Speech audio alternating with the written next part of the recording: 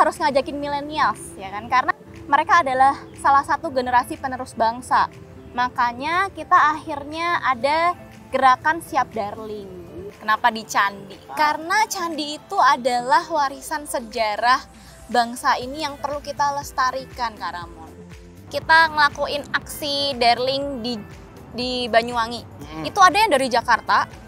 Mereka ke titik kumpulnya kan sebenarnya ada yang di Jember, ada yang di Banyuwanginya di kota. Mereka nyusul.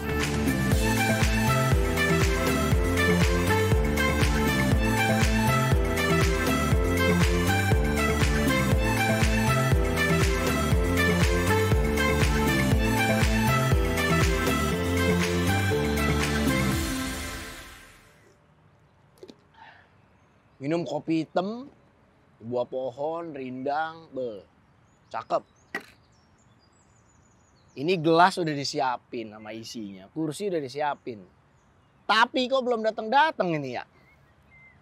Entahlah, kemana dia nyangkutnya nih? Apaan nih? Kak Ramon, aduh Tania. akhirnya ketemu juga. Aduh. Tungguin.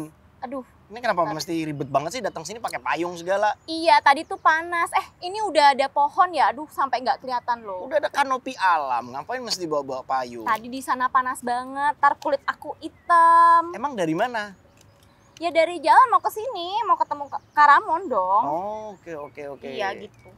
Wah, totalitas sekali ya, kemana-mana nenteng raket. Iya dong. Ini raket pingpong. Raket pingpong atau raket nyamuk nih? Halo semuanya, kita ketemu lagi. Semoga kalian semua menyaksikan tayangan ini dalam keadaan sehat dan tentunya waras. Kali ini bersama saya Ramon Tungka di podcast Jarum Foundation. Tentunya saya nggak sendirian, tapi ada kawan saya yang juga merupakan seorang mantan atlet, namun juga kadang-kadang masih sepedaan dan kemana-mana membawa payung. Dia ini pengalamannya cukup piawai lah ya dalam menunjukkan baktinya untuk lingkungan. Ada Tania Arbi. Halo Tania. Halo Kak Ramon, halo semuanya teman-teman podcast Jarum Foundation. Terus datang ke sini nggak bawa kopi atau nggak bawa oleh-oleh atau apa gitu? Enggak, abis tadi buru-buru. Oh. Terus Kak Ramon juga nelpon aku H-jam. Minus jam. Iya. Itu menandakan memang Tania ini orang yang sangat sibuk mempersiapkan segalanya untuk bakti lingkungan Jarum Foundation. Pasti dong, karena Kan? kita harus berbakti untuk negeri ini kan, Kak Ramon. Tapi sebelumnya saya mau tanya dulu nih sebelum Ya. kita bisa berbakti untuk negeri ini. Yes. Sebenarnya bakti lingkungannya Jarum Foundation ini apa sih? Sebenarnya kita itu sudah sejak 1979, Kak Ramon. Jadi kita tuh berawal dari penghijauan di Kota Kudus, yang dulu tuh gersang banget. Terus abis itu kita nanemin supaya teduh gitu ya. Terus abis itu kita berlanjut ke konservasi alam di Muria, terus ke konservasi mangrove dan ke Trembesi. Oke. Nah, setelah kita tanamin sendiri kayaknya nggak seru nih. Kita harus ngajakin millennials ya kan, karena mereka adalah salah satu generasi penerus bangsa. Makanya kita akhirnya ada gerakan Siap Darling. Siap sadar lingkungan. Untuk para millennials dan zillennials supaya mereka itu aware terhadap lingkungannya. Nah, untuk bisa aware tadi, sebenarnya program yang selama ini udah dilaksanakan oleh Bakti Lingkungan Jarum Foundation tuh apa aja, bisa dikasih tahu nggak? Nah, untuk yang sekarang ini untuk millennials dan zillennials itu sebenarnya kan ada Siap Darling, Siap Sadar Lingkungan. Ya, manggil.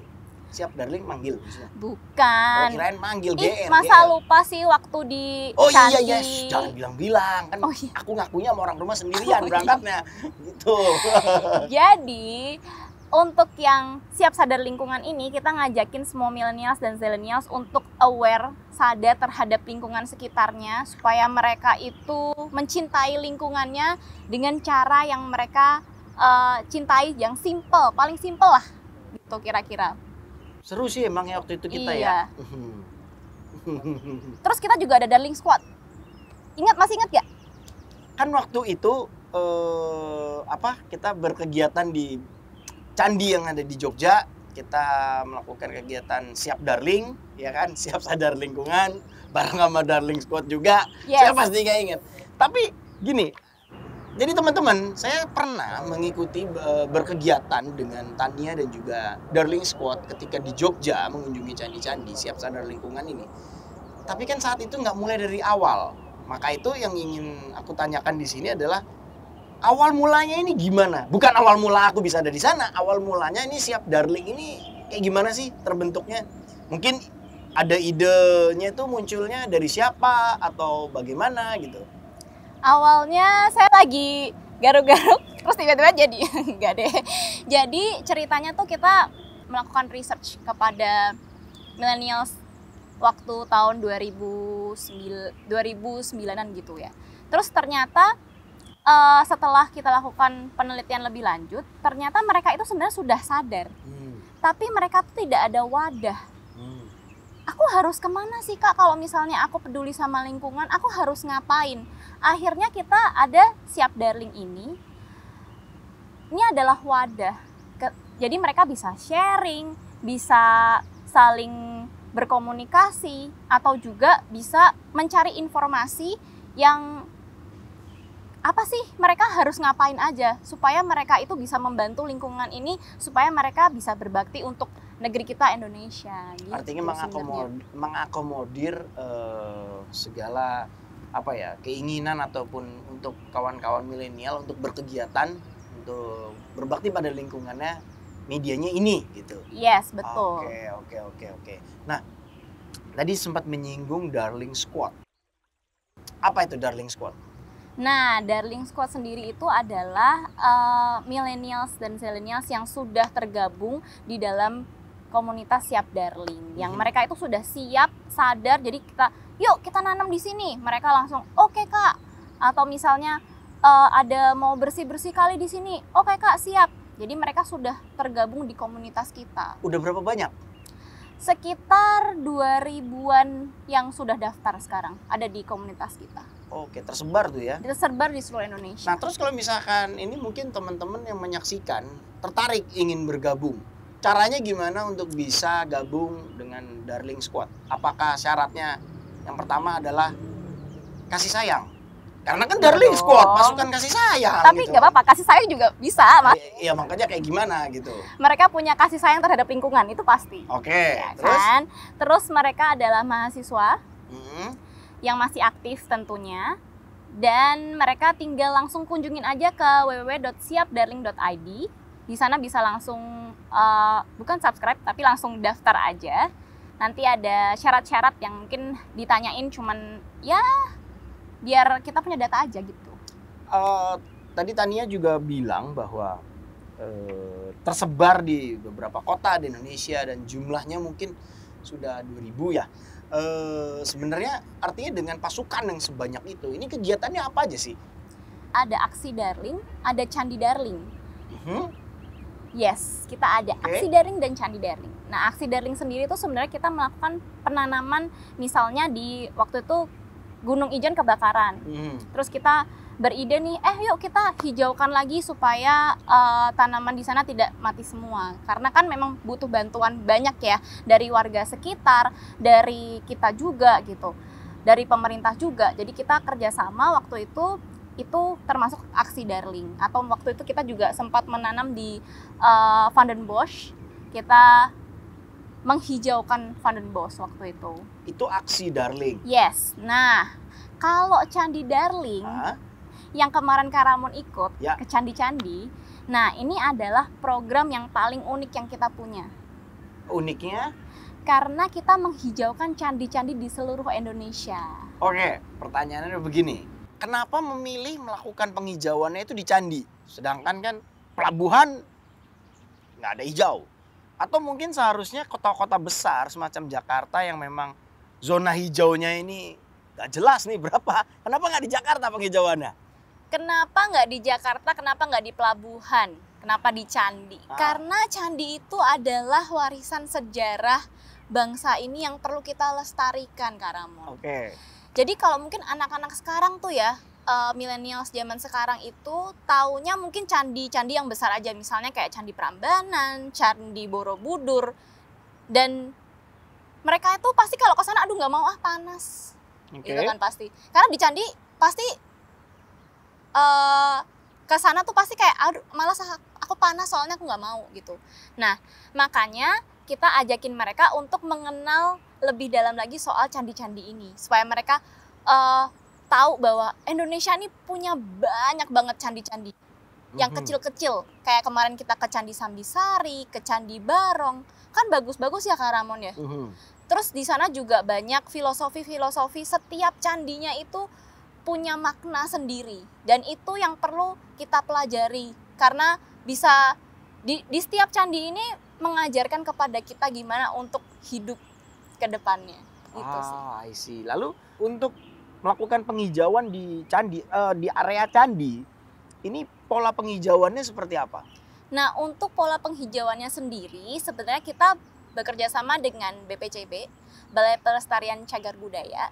Kita mengadakan survei, semuanya tergantung sama candinya masing-masing ya. Kadang kan mungkin ada candi yang mungkin di bawahnya masih ada pondasi. Jadi kita tanami tanaman-tanaman perdu seperti semak berbunga seperti ini.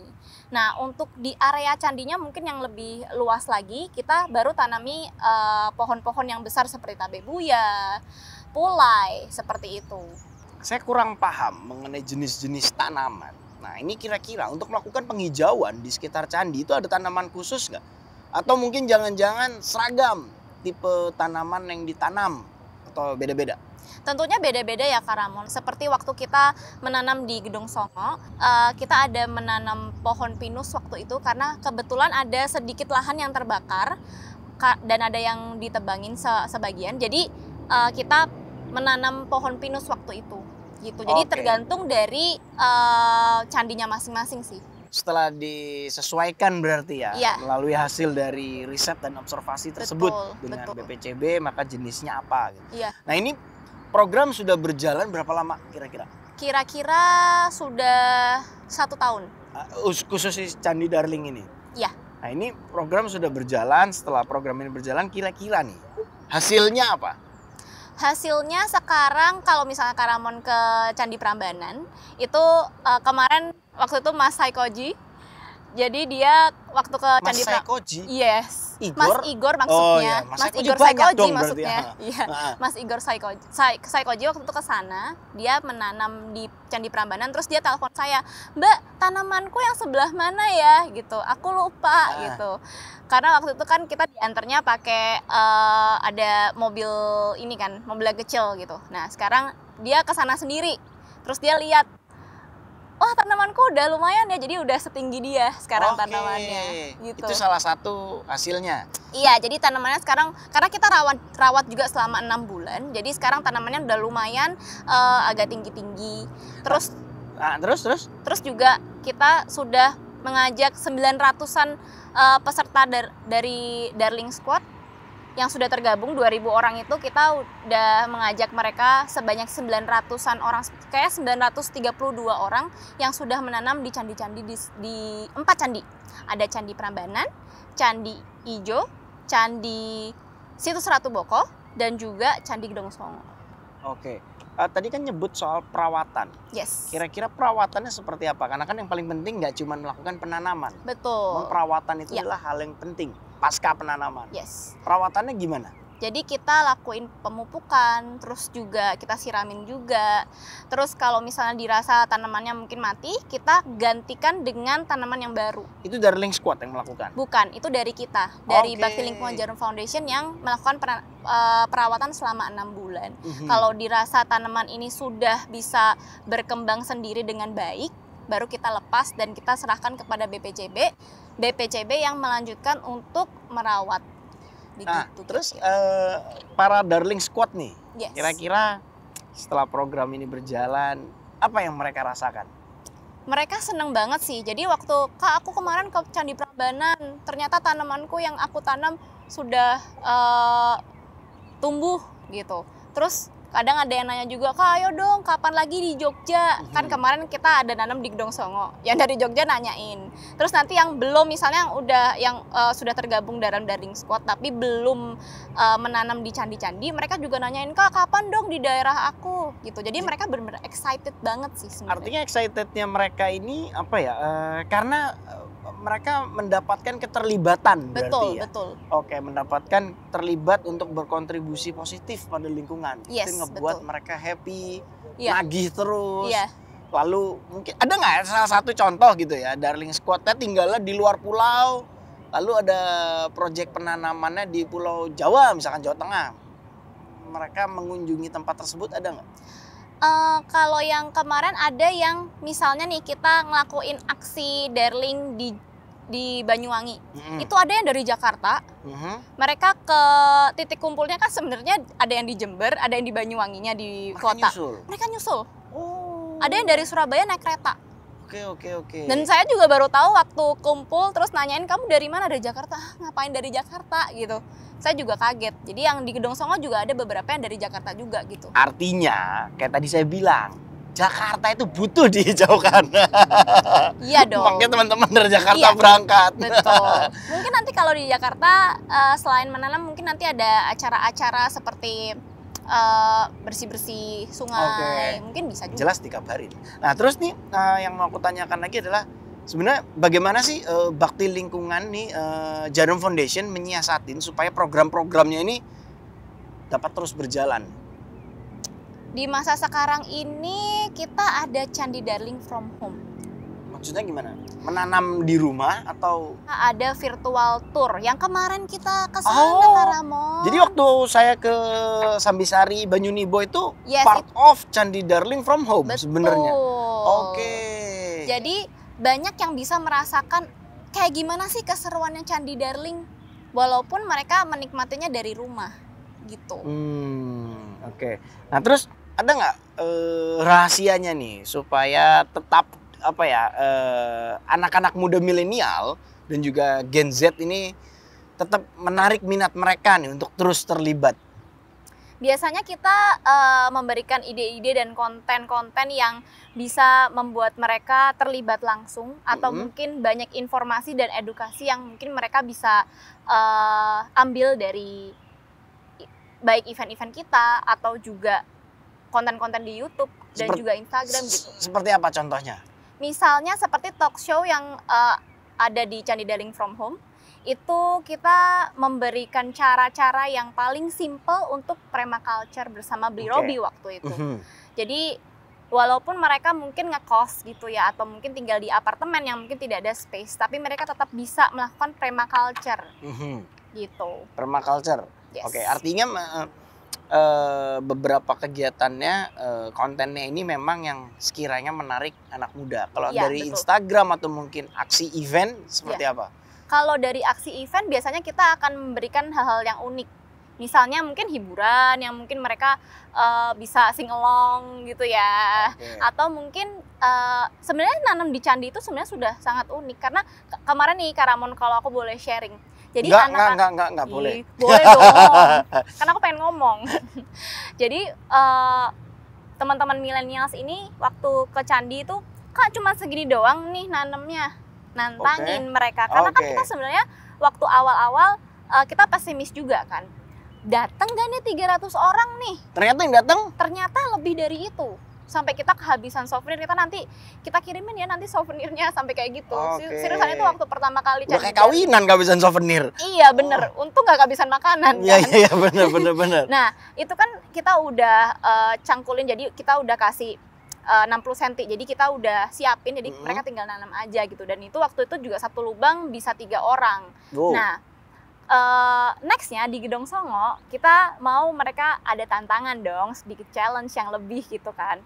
Mereka pikir bakal sama, ternyata enggak. Kita suruh mendaki dulu kan tuh. Kan di Gedong Songo kan ada candinya yang lebih tinggi lagi tuh di atas. Mungkin sekitar 300-an meter kita harus naik ke atas. 300 meter deh kayaknya. Nah, jadi di sana itu mereka harus gali sendiri. Itu mereka, aduh iya Kak kalau ini capek, tapi nggak apa-apa kita seru kok. Nah mungkin hal-hal unik seperti itu yang mereka jadi bisa benar-benar belajar dan mereka bisa praktekkan di rumah. Dan itu terus, mereka tertarik terus ya? Iya betul. Oke, nah tadi kan sempat ngomong apabila di ibaratnya medianya sosmed, ataupun kayak tadi sempat menyebut virtual Candi Darling from home segala macam. Kalau yang tadi mereka bisa sing along tuh maksudnya apa? Melalui sosmed gitu? Kalau sing along sebenarnya waktu acara di candinya ya, jadi nanti ada hiburannya. Tapi kalau misalnya di sosmed, kita sebenarnya ada juga Instagram live yang waktu itu bareng sama Karamon juga.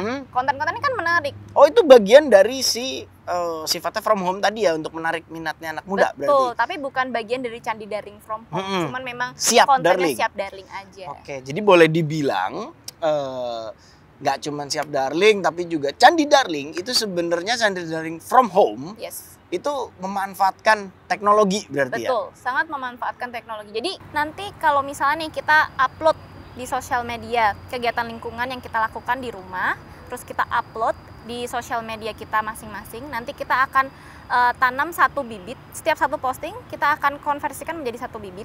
Oh, kayak waktu itu aku foto pakai tumbler. Betul. Satu bibit. Waktu sekarang berarti kalau di total aku udah berapa bibit tuh? Setiap hari kan tumbleran terus. Bagus dong. Setiap hari pakai tas belanja sendiri. Berarti saya udah punya berapa bibit? Banyak berarti. Iya. Oke, itu sebenarnya aktivasi Candi Darling from home berarti. Yes, kita akan ngumpulin 10.000 bibit yang akan kita tanam di 3 candi yang kemarin kita kunjungin ke Ramon. Oke. Sambisari, Barong, sama Banyunibo. Oh iya. Oh, oke. Jadi 3 candi Sambisari, Barong sama Banyunibo. Betul. Oke. Nah, itu artinya aktivasinya siapapun, mau itu Darling Squad ataupun bukan, dia memposting foto melakukan aksi aksi baik untuk lingkungan, konversinya 1 bibit. Betul, setiap satu postingan 1 bibit. Selain itu ada lagi. Apa tuh? Kalau yang suka mungkin nulis artikel, mereka bisa submit writing contest challenge. Oke, gimana? Kok aku nggak dikasih tahu soal itu? Loh, Karamon suka nulis. Ya makanya nggak dikasih tahu, baru sekarang kasih tahu. Ya udah, nanti langsung submit ya. Ya, itu kayak gimana maksudnya? Nah, nanti Karamon nulis aja artikel tentang lingkungan, terus nanti submit aja ke redaksi.siapdarling.id. Nanti di sana tinggal langsung submit aja, nanti kita akan konversikan menjadi 3 bibit. Oh, jadi kalau tadi aksi lingkungan, aksi baik untuk lingkungan 1 bibit konversinya, tapi kalau kita writing kontes, langsung 3. Betul, langsung 3. Oke, itu apa aja? Pokoknya entah itu pengalaman ataupun kegiatan yang sedang dilakukan ataupun pandangan tentang lingkungan, 3 konversinya 3 bibit. Yes, betul. Oke, wah menarik ya. Itu artinya membuat para teman-teman millennials dan apa tadi istilahnya zillennials itu untuk terus berlomba, berkompetisi secara positif untuk menghasilkan 3 bibit tadi. Betul. Karamon suka naik sepeda nggak? Kayak aku? Atau lari mungkin? Saya mah lari aja, karena sepedamu mahal. Saya nggak bisa ngejar. Ngejar yang lain aja ya. Nah, kita juga ada nih. Kita tuh ngumpulin 100.000 kilometer yang akan dikonversikan menjadi 1.000 bibit yang akan kita tanam di candi. 100.000 kilometer. Yes. Bila dikonversikan ini menjadi 1.000 bibit. Yes. Oke, itu kayak gimana maksudnya? Jadi nanti tinggal join aja dengan aplikasi Strava. Nanti tinggal langsung join di komunitas Siap Darling aja. Nanti tinggal goes atau lari, kita konversiin jadi pokoknya jumlahnya 100.000 kilometer. 100.000 kilometer tuh akumulasi dari semua yang melakukan atau saya harus 100.000 kilometer? Enggak dong. Kasihan nanti Karamon. Habis tega gitu kurus kan nanti langsung. Wow, kalau berarti auto kurus nanti langsung. Finish artinya targetnya di 100.000 kilometer. Yes. Jadi misalkan saya hanya berkontribusi 100 km, terus nanti siapa diakumulasikan menjadi 100.000 km, konversinya jadinya 1.000 bibit pohon. 1.000 bibit pohon. Ini akan tersebar atau hanya di fokus berapa candi 1.000 bibit pohon? 1.000 bibit pohon dijadiin yang 10.000 itu.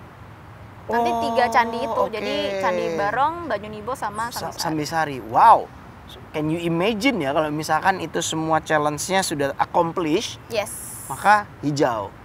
Yang pada akhirnya candi-candi yang ada di Indonesia semuanya akan kelilingi dengan hijau. Iya. Oke. Kalau misalnya masih malas juga nih. Masih malas? Emangnya gue malas kok matanya ke sini ya? Ya kan siapa tahu.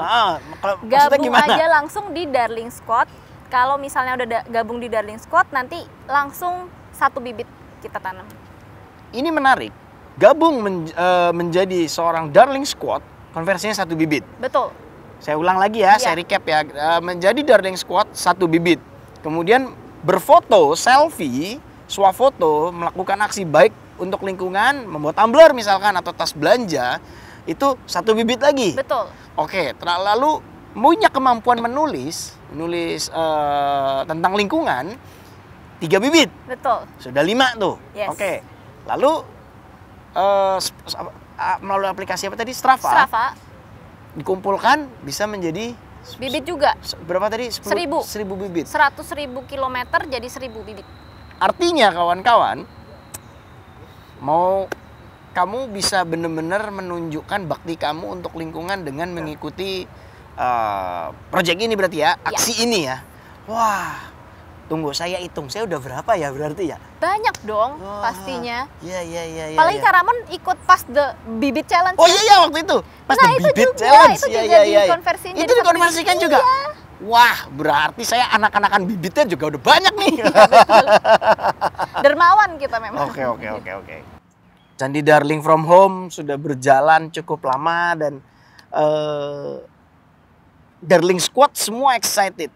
Kamu punya nggak cerita yang kira-kira paling berkesan selama pelaksanaan Candi Darling from Home? Mungkin waktu kamu melakukan aksi di Candi Sambisari ditemani sosok tampan ketika itu atau gimana?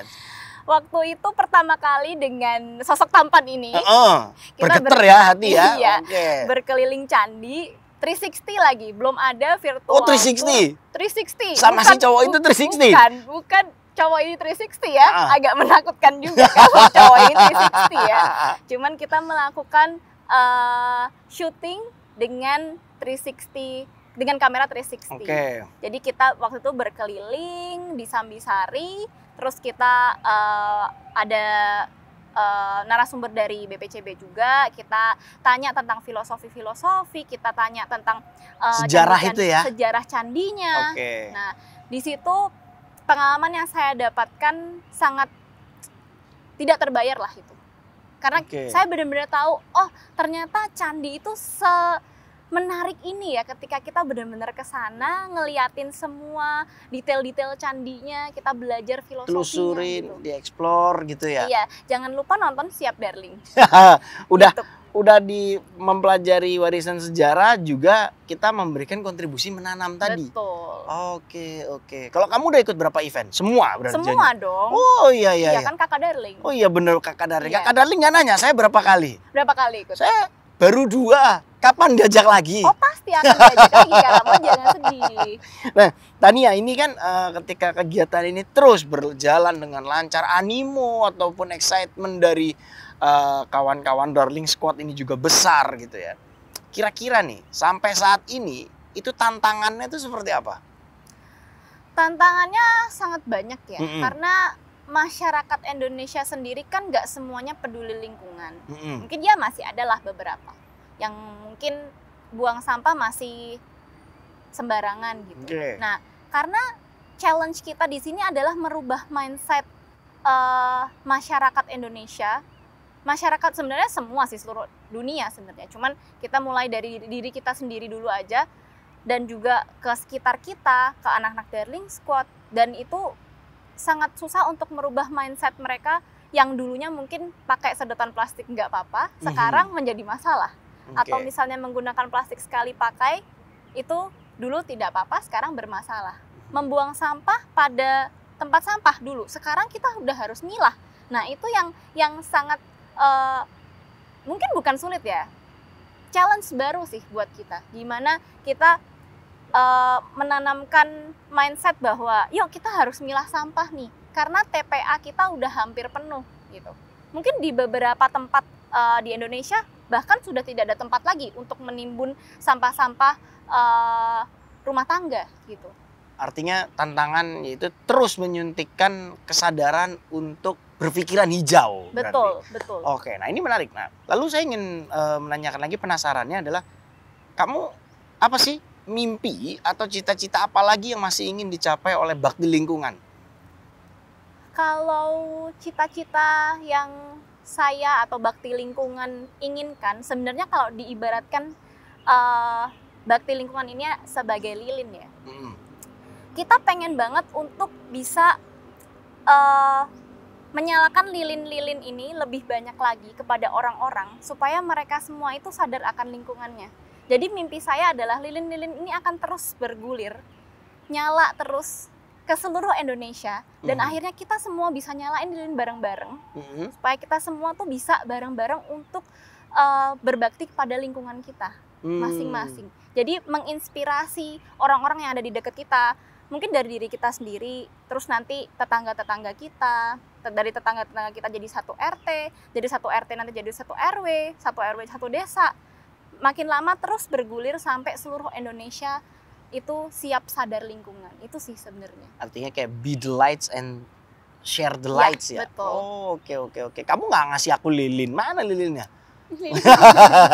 Lalu gini Tania, ada nggak harapan tentang kegiatan menjaga lingkungan di Indonesia secara keseluruhan? Kalau harapan saya pengennya anak-anak Darling Squad ini bisa menginspirasi sih. Jadi bisa menjadikan platform Siap Darling ini untuk menginspirasi orang-orang di dekatnya supaya mereka benar-benar bisa melakukan aksi lingkungan yang paling simple. Mungkin dengan bawa tumbler, itu udah cukup sebenarnya. Dimulai dari hal-hal yang simple dan kecil dulu. Satu orang, satu hal simple aja. Itu benar-benar akan bermanfaat bagi lingkungan kita sih. Mungkin harapan aku yang simple dulu itu. Oke. Untuk saat ini. Wah, ini menarik sekali nih. Tania selalu memberikan jawaban-jawaban yang inspiratif nih dari semua kegiatan-kegiatan yang dilaksanakan oleh Bakti Lingkungan. Ini seru ya, Tania ya. Saya mengucapkan terima kasih kamu sudah hadir di sini. Itu nanti soal teh sama kopi yang udah saya siapkan, kamu nanti bisa urus sendiri, bisa kamu bayar. Thank you udah main-main ke sini. Thank you Kak Ramon. Untuk kawan-kawan Darling Squad, terus pokoknya kalian menginspirasi, terus menjadi lilin dan terus bersemangat untuk memberikan bakti yang tidak pernah lelah, tidak pernah berhenti kepada lingkungan di Indonesia. Dimulai dari hal kecil. Kalau kamu menanyakan pada saya, Tania, harapan saya adalah tidak ada lagi tulisan jagalah kebersihan. Yes. Artinya apa? Artinya semua manusia sudah sadar tentang kodratnya sebagai manusia dan harus menjaga lingkungan. Kurang lebih seperti itu. Thank you teman-teman. Dan saya juga mau mengingatkan untuk kawan-kawan yang ingin menyimak terus bakti-bakti yang lain yang ada di podcast Jarum Foundation ini, pantengin terus kanal ini, pastinya akan banyak cerita-cerita menarik dan inspirasi yang bisa kamu gali dan bisa kamu dapatkan. Thank you Tania, thank you semuanya. Saya Ramon Tungka, pamit, kita ketemu lagi di episode-episode lainnya podcast Jarum Foundation. Dadah, terima kasih. Bye-bye.